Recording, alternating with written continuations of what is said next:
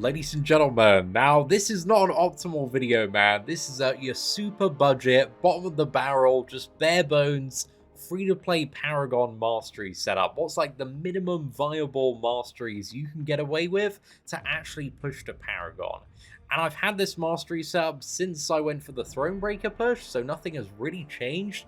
It is very, very bare bones, but I wanted to see if it was actually possible to push this far in the game and do everything without all the additional masteries, because there's a lot of stuff like willpower, despair, glass cannon, even some of the ones like pacify and petrify and mystic dispersion. You know, we've never used cores to unlock these. We've never gone for these specific masteries, so this was like a kind of a fun additional challenge I was doing, but then kind of ended up committing to. Was like, oh okay, like how far can I get now with just getting like none of the masteries that I always used to get on the free-to-play accounts, man. I always used to go for glass cannon. I would often I think on the last two, actually, I think I got despair as well, because despair is super valuable if you've got really annoying heal champions. But we're also lucky that we're kind of in a state of the game where there's so many champions with like heal block on the base, or you know, we've got various ways to counter or reverse it, like anti-venom. Even without despair, was still a really good option.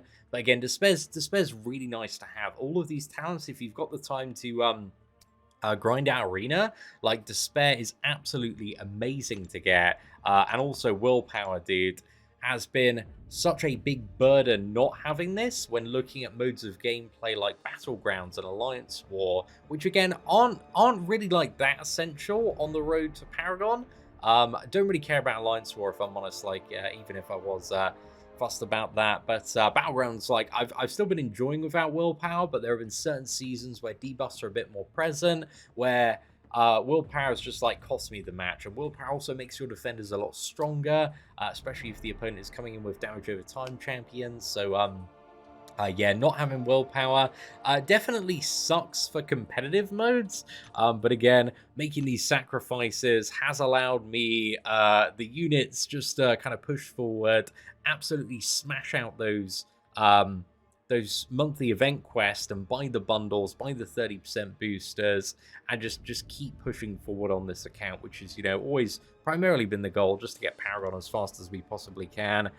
So yeah, I think there's like kind of two core reasons why you don't need to build out your masteries, because there used to be like a hyper focus on, oh, okay, if you don't have willpower, despair, glass cannon, all of this stuff, like don't even think about going for like uncollected or cavalier.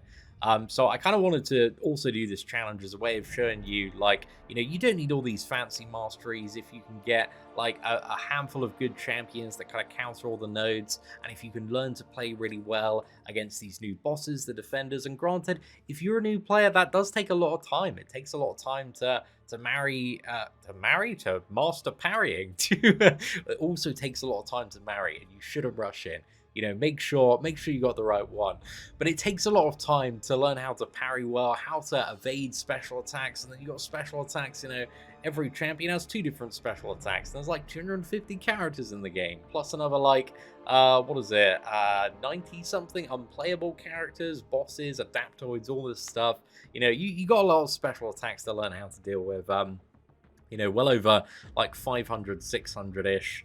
Around that ballpark there. So yeah, if you're a new player, you're struggling a bit, don't feel too bad. I think most of us have been there. Again, I've been playing this game like 7 years, dude. I get my ass handed to me all the time, but you know, it's a fun bit of learning and just pushing forward. But yeah, just to show you some of the nodes we hit, one that I really like, again, as a super cheap node, is just like 9 out of 9 greater strength. Again, some of the later nodes on this really like scale up the attack a fair bit more, and you get 8% additional attack on all champions of their base attack. So I think this one's actually really solid. And then we just got this one, which is champion crits ignore additional armor and resistance. Again, very good for champions that I've got, like Hitmonkey, Mole Man, that have guaranteed crits.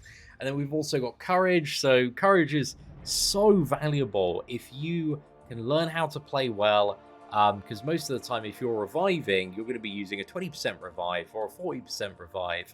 And if you're like me and you die a lot, you'll probably revive in a fair bit. And when you revive, again, that's like, 20% additional attack, man. It's a really, really good one to have. So Courage is MVP. I really like that. And Precision and Cruelty, still absolutely goated. Precision, you're going to see a lot more critical strikes. And Cruelty, those critical strikes are going to hit even harder. So again, super valuable.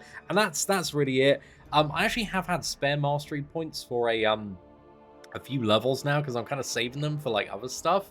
But if I was gonna go into if I was to kind of branch out my talents from this point, I guess particularly in the offense tree, the thing I would be looking at is Despair. Despair is like really, really good synergy with so many debuff champions because every single debuff is going to reduce regeneration effects on the opponent by 5%. This one I think actually is quite expensive to get all of the ones because I think they're all locked behind like a carb core. So yeah, you actually need 4 to fully unlock that. But when you get this one 3 out of 3 and you have champions like Anti-Venom, Void, any science champion with a lot of debuffs, just any champion with a lot of debuffs in general, it just makes it so much easier to heal, block, and reverse opponents. It's a very nice to have. But for the Paragon journey, it's not essential at all. But that's probably like still second priority. I think the number one by a significant margin talent that I'd go for when I kind of get the units back up there is Willpower, man. Willpower is just so good. Again, the current state of BGs makes your defenders tankier. If the defenders apply debuffs to you, you regenerate. Even in quests, like everywhere in like friggin' Act 7, side events, Act 8, all of this new stuff that comes up, there's always debuffs being applied to you in just various shapes and sizes, and regenerating from those is just super OP. Like this regeneration, can save you just so many units. It pays for itself over a few months in terms of like health potions. So yeah, it really is like such a good mastery to have.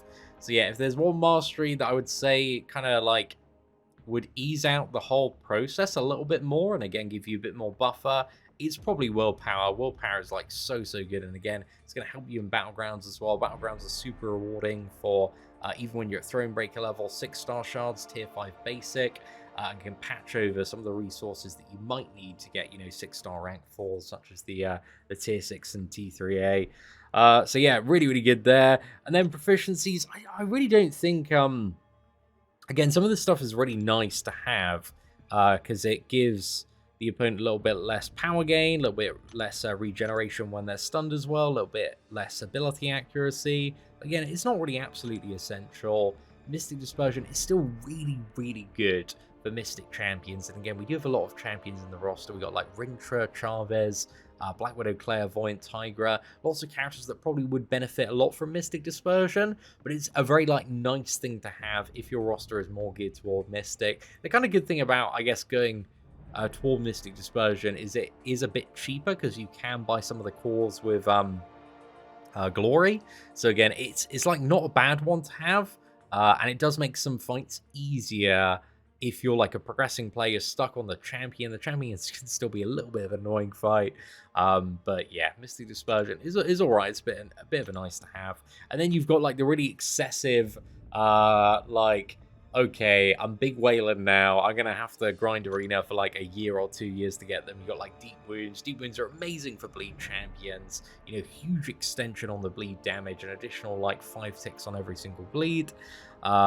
Which is absolutely mega for so many skilled champions. And you've also got Assassin as well. When you get the enemies low, Assassin is like the ultimate like nice to have. It's really nice for executing opponents, but it just kind of gives you a big booster to attack when you have opponents below 18% health. But again, as a free-to-play, those, unless you're playing for several years and doing a lot of arena grinding, they're probably a little bit out of reach. And then you also have the Suicide Masteries at the top. So again, you've got Glass Cannon. Glass Cannon still not a bad mastery to get at the base. Again, you sacrifice a bit of health, but you also gain a nice chunk of additional attack equal to the health sacrifice, so 7.2% more attack, but you reduce your health by 7.2%.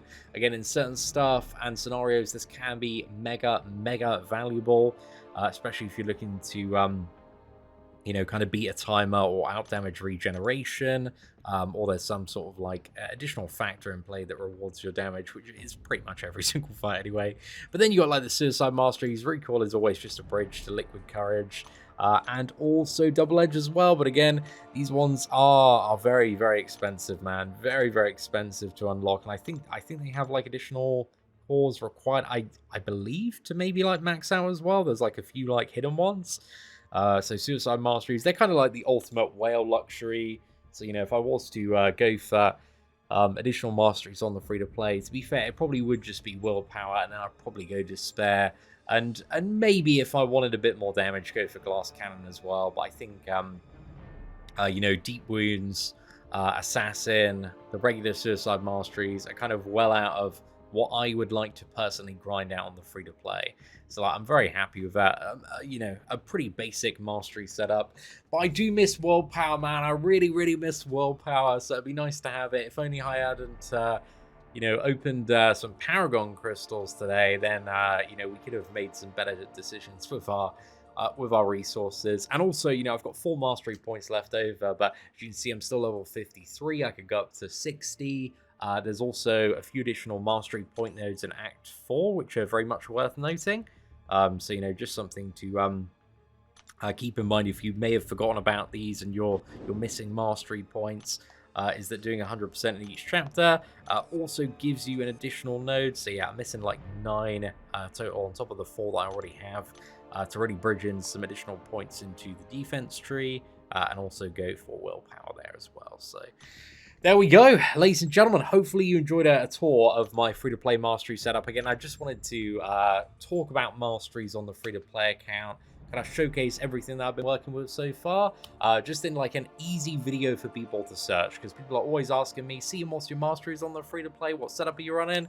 So yeah, I think, you know, nowadays, due to the availability of 6-star champions, 6-star rank 3, 6-star rank 2, 5-star rank 5s, much easier to get for progressing players. And also the fact that if you do the completion of any event, you can just outright buy, again, a big bundle of 30% boosters, dude. 30% boosters are ridiculous. 30% more attack, 30% more health.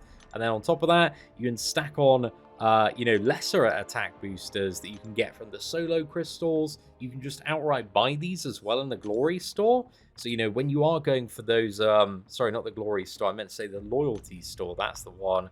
These do regularly appear at the top, so definitely keep a bit of an eye out. And also these class boosters are mega OP for certain champions. But yeah, there's like so much that often didn't used to be there previously for free-to-play, or like wasn't accessible or took significantly longer to get, that is just like there in mass now. If you're kind of like allocating your units the right way and spending them on, you know, the monthly event bundles and just saving up your loyalty, kind of, you know, buying those stacks of boosters and just having them aside, ready for when you're taking on that big new boss, the, you know, challenging new event that's kicking your ass, and just, you know, max boosting up, getting like an additional like 50% attack and health, and it just, you know, it sends you to the high heavens, man, and just makes life a lot easier.